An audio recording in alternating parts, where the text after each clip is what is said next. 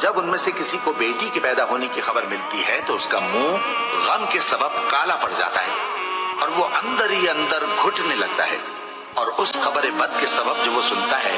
لوگوں سے چھپتا پھرتا ہے، سوچتا ہے کہ آیا ذلت برداشت کر کے لڑکی کو زندہ رہنے دے یا زمین میں گاڑ دے۔ دیکھو، یہ جو تجویز کرتے ہیں بہت بری ہے، اور اسی کی نشانیوں میں سے ہے کہ اس نے تمہارے لیے تمہاری ہی جنس کی عورتیں پیدا کی تاکہ ان کی طرف مائل ہو کر آرام حاصل کرو، اور تم میں محبت اور مہربانی پیدا کر دی۔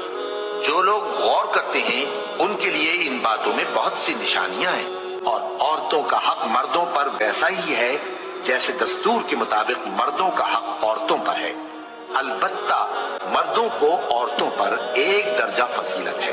اور اللہ غالب ہے، صاحب حکمت ہے۔ اے پیغمبر صلی اللہ علیہ وآلہ وسلم، اپنی بیویوں اور بیٹیوں اور مسلمانوں کی عورتوں سے کہہ دو کہ باہر نکلا کریں تو اپنے چہروں پر چادر لٹکا کر گھونگھٹ نکال لیا کریں۔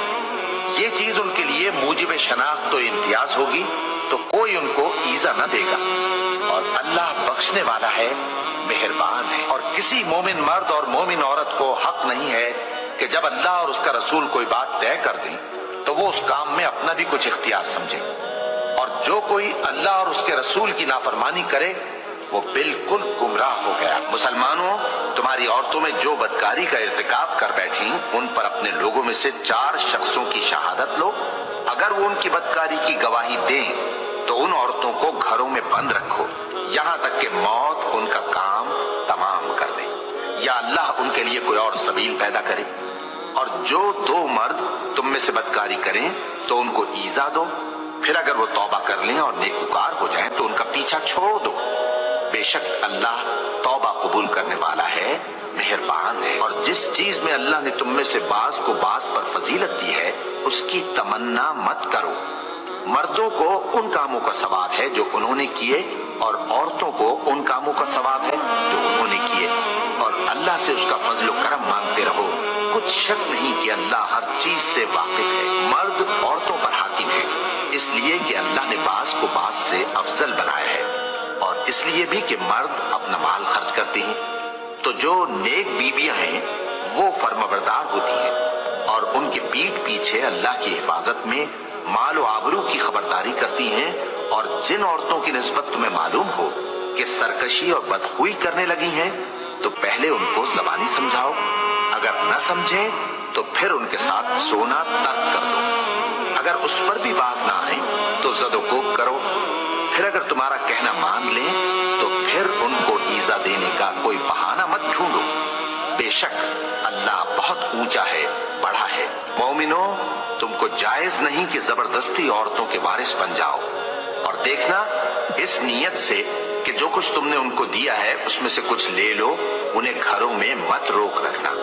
ہاں، اگر وہ کھلے طور پر بدکاری کی مرتکب ہوں تو اور بات ہے، اور ان کے ساتھ اچھی طرح سے رہو سہو۔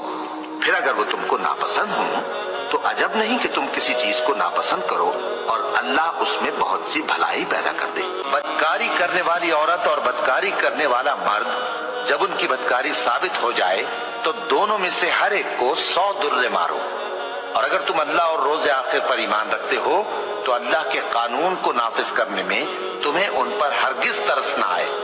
اور چاہیے کہ ان کی سزا کے وقت مسلمانوں کی ایک جماعت بھی موجود ہو۔